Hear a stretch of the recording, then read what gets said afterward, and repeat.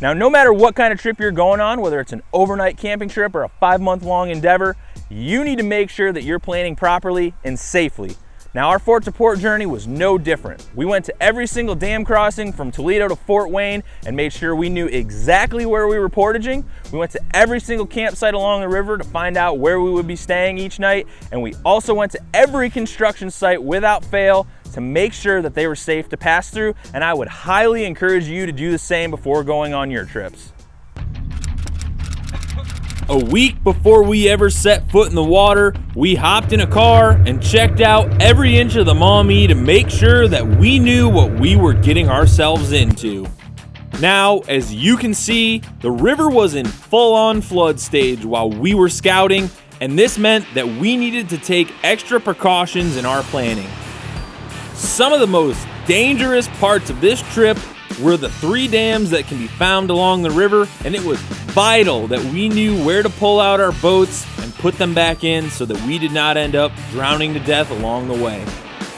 With the added danger of a flooded river, we really needed to make sure that we knew what to expect and to make sure to mark down dangerous obstacles on the maps to avoid them at all costs. We even went as far as to drive all the way to Fort Wayne to make sure we knew exactly where we were launching from, how far the first portage was from the launch, and it was a great excuse to take a day trip. Now at this point, I'd like to take the time to reiterate that it is very, very, very, very, very, very important.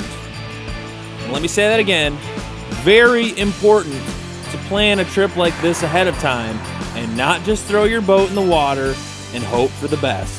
If you ever take one thing away from this show, it is please, please, please plan ahead before you go kayaking. Thank you. Now, no matter what trip you're going on, safety needs to be your #1 priority, especially on trips that are involving water.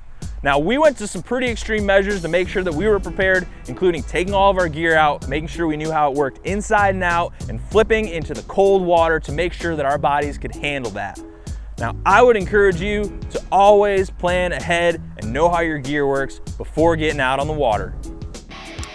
Okay, so we picked the coldest and rainiest day of the early spring season to test out our bodies and equipment.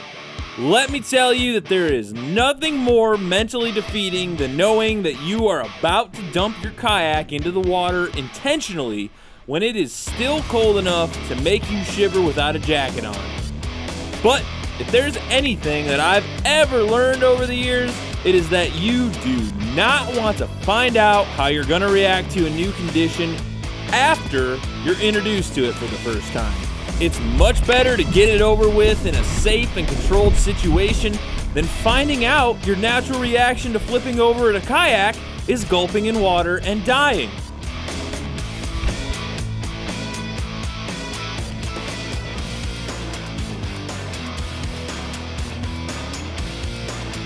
Hey, look, a little discomfort now saves you a ton of discomfort later.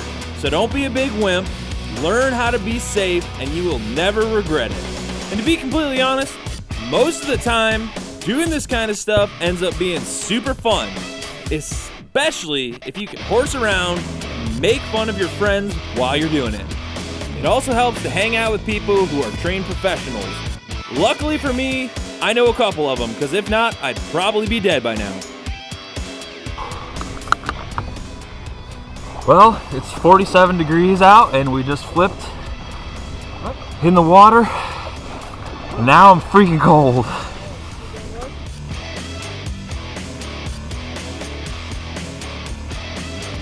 Now that that's over with, there's only one thing left to do, and that is to get out on the river.